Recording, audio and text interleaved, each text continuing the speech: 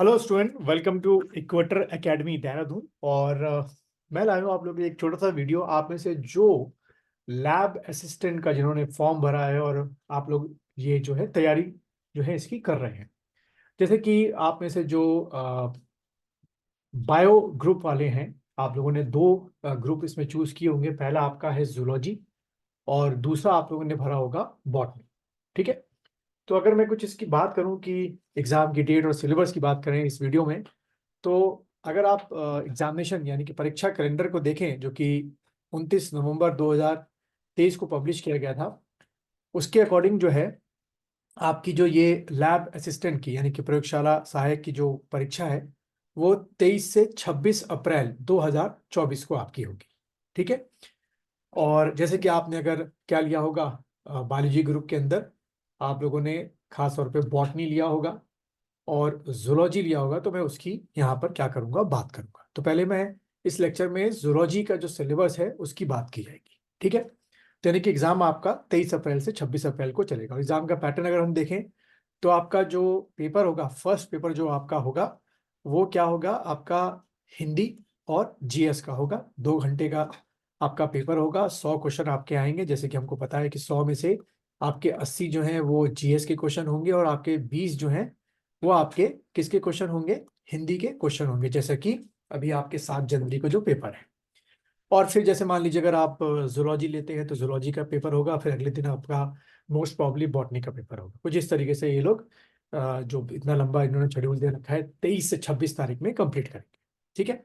अब अगर हम बात करें कि इसमें जो जूलॉजी है, ये सिलेबस आपका दे रखा है पीडीएफ फाइल में, इनके नोटिफिकेशन में। इसमें आपके टोटल क्वेश्चन कितने आएंगे, तो देखिए 200 क्वेश्चन आपके लिखे हुए हैं। ठीक है। अब बात यह है कि ये जो 200 क्वेश्चन होंगे जूलॉजी के, बॉटनी के लिए मैं अलग से एक लेक्चर बनाऊंगा, लेकिन लैब असिस्टेंट में जो ये जूलॉजी के 200 क्वेश्चन होंगे इनका लेवल क्या हो सकता है। ठीक है। तो देखो इसमें बेसिक क्वालिफिकेशन जो मांगी गई है वो 12th पास मांगी गई है, प्लस आपका जो एक वेटेज के तौर पे मांगा गया है कि अगर आपके पास ग्रेजुएशन है उसी सब्जेक्ट में, पीजी है और आपके पास 6 महीने का डिप्लोमा है, तो एक आपका प्लस पॉइंट होगा। ऐसा नहीं कि वो आपको सिलेक्शन दिलाने वाला है, लेकिन प्लस एक पॉइंट है आपके, जो अगर नंबर बराबर बराबर आते हैं। लेकिन हमने यहाँ 12th का उसमें साफ साफ दे रखा है कि इंटरमीडिएट पास मांग रखा है, बेसिक क्वालिफिकेशन। तो बच्चों इसके हिसाब से अगर हम लोग देखें तो ये जितने भी आपके टॉपिक हैं ये सारे के सारे क्लास 12th के आपके टॉपिक होंगे। जैसे कि क्लासिफिकेशन ऑफ लिविंग ऑर्गेनिज्म। ठीक है। इसमें आपके जो क्लासिफिकेशन हम लोग पढ़ते हैं जूलॉजी के अंदर, जैसे कि क्या आपके जो 5 किंगडम्स हैं, है ना, उनके बारे में क्लासिफिकेशन, क्लासिफिकेशन का आधार क्या होता है, किस तरीके से किया जाता है, phylum, class, family, order, genus किस तरीके से बांटा जाता है, उनमें कैरेक्टर्स आपस में क्या होते हैं। लेकिन ध्यान रखना क्लास 12 से ऊपर आपको नहीं जाना है। ठीक है।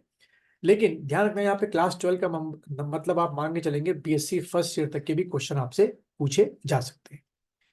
फिर उसके बाद टेक्सोनॉमी को हम लोग ध्यान से पढ़ना है आप लोग को। ठीक है। कि सिमेट्री और आपके हिरार्ची में क्या फर्क होता है। उसके बाद सेल शेप एंड साइज आपका हो गया। सारे आपके प्रोकैरियोटिक यूकैरियोटिक सेल आपको पढ़ने हैं इसमें, जैसे क्या लिखा हुआ है।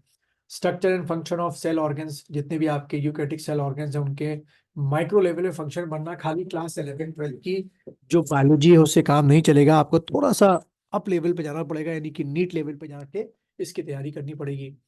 स्ट्रक्चर ऑफ प्रोटीन ये बायोकेमिस्ट्री से आपका आ गया, एंजाइम भी बायोकेमिस्ट्री से आ गया। फिर सीधे आपका major group of protozoa with example. अब देखो प्रोटोजोआ जो है वो अपने आप में एक बहुत बड़ा फाइलम है। ठीक है। यानी कि भाई प्रोटोजोआ के अंदर हम लोग क्या क्या आपका प्रोटोजोआ के अंदर पढ़ते हैं। प्रोटोजोआ के अंदर आपका जैसे कि फॉर एग्जाम्पल प्लाज्मोडियम वाइवेक्स आपका हो गया। उसके बाद आपका फॉर एग्जाम्पल मोनोसिस आपका हो गया, लेशमीनिया आपका हो गया, अमीबा आपका हो गया, पैरामीशियम आपका हो गया। तो वो सारी चीजें बच्चों आपको यहाँ पर कंप्लीट करनी है। पैरासिटिक एडॉप्टेशन में खासतौर पे हम लोग किसको पढ़ेंगे, प्लाज्मोडियम वाइवेक्स और मोनोसिस्ट को पढ़ेंगे। फिर फ्लाइंग मॉडिफिकेशन इन बर्ड्स में आ गए, यानी कि एविस वाला आपका जो है उसमें आपको पढ़ना पड़ेगा कि क्या फ्लाइंग मॉडिफिकेशन होती है, कि यानी कि जो इनकी बर्ड्स की बोन्स होती हैं अंदर से क्या होती हैं, वैक्यूम होता है या कैविटी होती है, उसमें एयर भरी होती है, ओवरी इसमें खाली एक होती है। ऐसे कई स्ट्रक्चर्स हैं जो आपको पढ़ने हैं। ब्लैडर्स है फिशेस के अंदर, वो आपको पढ़ने हैं। ठीक है। टिश्यू कल्चर ये फिजियोलॉजी से आपका आ गया। रिप्रोडक्टिव सिस्टम ऑफ अर्थवर्म और कॉकरोच बहुत वास्ट है, 12th क्लास के साथ साथ बीएससी फर्स्ट ईयर का भी पढ़ना है। उसके अगर आप देखो male female organ of frog आपको कंप्लीट करना है। सेल साइकिल दोबारा से साइटोलॉजी में आ गए। इसमें आपका जो क्या होता है, जो प्रोफेज, मेटाफेज, एनाफेज, टीलोफेज, या म्यूसिस में आपका प्रोफेज 1, प्रोफेज 2 है ना, मेटाफेज 2, ऐसे करके सारी चीज़ आपको पढ़नी है। म्यूसिस और माइटोसिस को आपको मॉलिकुलर लेवल पे पढ़ के जाना है बच्चों, खाली क्लास 12 से काम नहीं चलेगा।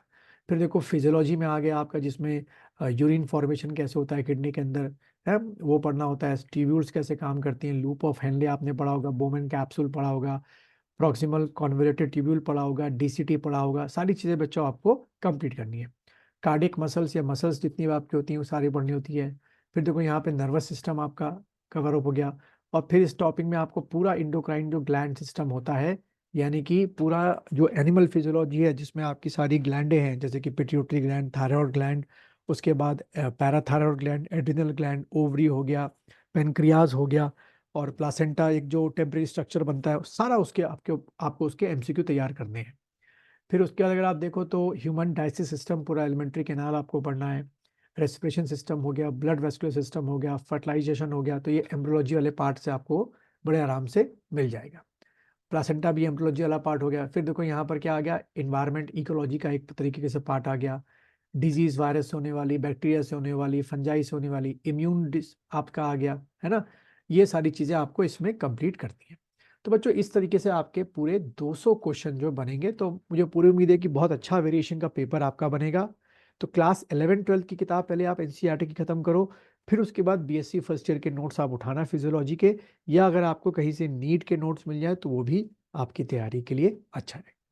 मैं इसके जो लाइव ऑनलाइन क्लासेस शुरू करने वाला हूँ वो आपके मोस्ट प्रॉब्ली आपका हमारा या तो 1 जनवरी से शुरू करूंगा मैं, ठीक है, मंडे है उस दिन, या फर्स्ट वीक ऑफ जनवरी से, ठीक है। जो मेरी ऑनलाइन क्लासेस शुरू होंगी वो फर्स्ट वीक ऑफ जनवरी से आपकी शुरू होंगी, और अप्रैल तक है। तो हमारे पास जो पूरा मौका है, जनवरी, फरवरी, मार्च, अप्रैल के लास्ट में है, तो पूरा आधा अप्रैल भी हमको मिल जाएगा 15 तारीख तक, यानी कि लगभग 3.5 महीने आपके पास हैं इसको पूरे कोर्स को खत्म करने के लिए।